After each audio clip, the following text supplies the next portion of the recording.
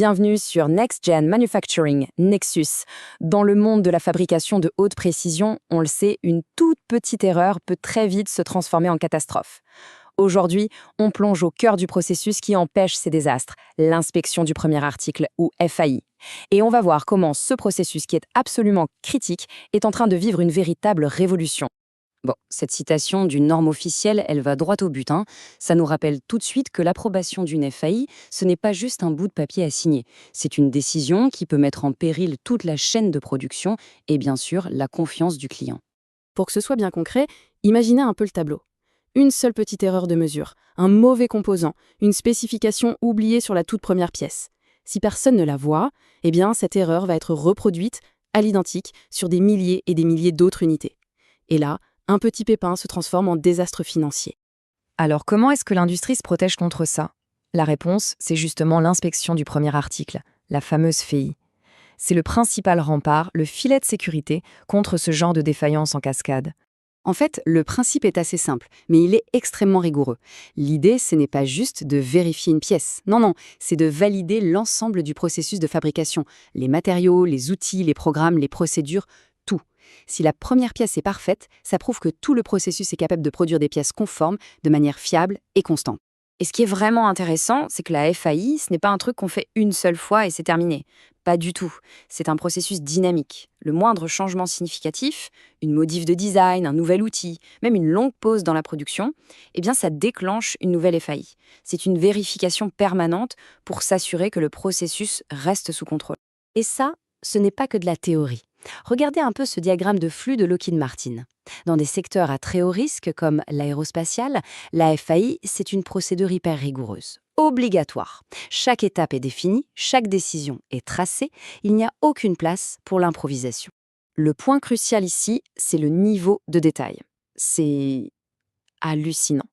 Chaque petite note sur un dessin technique, chaque dimension, chaque matériau doit être vérifié et les résultats doivent être consignés sur des formulaires standards, comme ceux de la norme AS 9102 qu'on voit ici. C'est un vrai travail de fourmi. Donc, on a compris, la FAI, c'est essentiel. Mais la méthode traditionnelle pour la réaliser, elle, a un gros problème. En fait, la solution elle-même est devenue une source de problèmes. Écoutez bien ça, cette citation vient d'un article de la Global Electronic Association. Et ça résume tout. Un cauchemar absolu. C'est fou, non? Comment une procédure de sécurité aussi importante peut-elle être perçue de cette manière? Eh bien, la réponse, elle est là, dans ce chaos de documents. L'inspecteur doit littéralement jongler manuellement entre la liste de pièces du client, celle du système de planification interne, les schémas, tout ça en regardant une carte électronique hyper complexe sous un microscope. C'est la recette parfaite pour l'erreur humaine. Et c'est ça le grand paradoxe. Le processus qui a été conçu pour éliminer les erreurs est lui-même devenu une source d'erreurs à cause de sa complexité et de son côté manuel et répétitif. C'est une faille critique dans notre filet de sécurité. Alors comment on sort de ce cauchemar? C'est là que la technologie entre en jeu. L'automatisation, ce n'est pas juste une petite amélioration, c'est une refonte complète du processus. C'est une vraie révolution. Le contraste est saisissant, c'est le jour et la nuit. D'un côté, on a un inspecteur qui court après l'info à travers des piles de papier, de l'autre, un système qui centralise tout. Il scanne la pièce, il intègre toutes les données numériques et il guide l'opérateur. Le risque d'erreur, il s'effondre. Concrètement, comment ça marche? C'est assez élégant dans sa simplicité. Le système crée une sorte de jumeau numérique de la première pièce. Ensuite, il vient superposer toutes les données de conception sur cette image. L'inspecteur n'a plus à chercher, le système lui montre exactement où regarder et quoi vérifier. On élimine les approximations et la fatigue. Bon, tout ça c'est bien beau en théorie, mais est-ce que ça marche en vrai? Quels sont les résultats concrets? On va jeter un œil à une étude de cas pour voir l'impact réel de cette transition vers l'automatisation. Et là, attention, les résultats sont spectaculaires. Regardez ce graphique. Une inspection manuelle complexe, 3 heures. Avec l'automatisation, le temps s'effondre à 36 minutes. Ce n'est pas une petite amélioration, ça. C'est une réduction de 80% du temps d'inspection. Imaginez ce que ça veut dire pour une ligne de production. Et l'impact sur la productivité alors? Pour l'entreprise de cette étude, qui fait 10 changements par semaine, ça représente 24 heures de temps de production récupéré. Chaque semaine, c'est comme si on avait gagné une journée de travail complète sans acheter une seule nouvelle machine.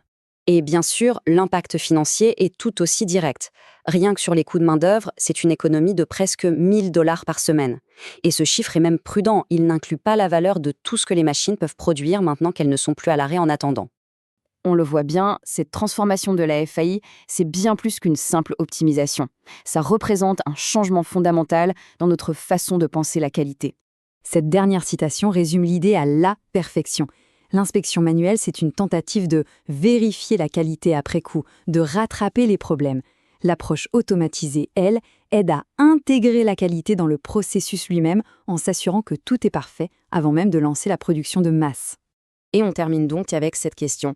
Face à de tels gains d'efficacité, de précision et de coût, continuer avec un processus manuel, lent et sujet aux erreurs, ça ressemble de plus en plus à un pari risqué. Un pari que de moins en moins d'entreprises sont prêtes à faire.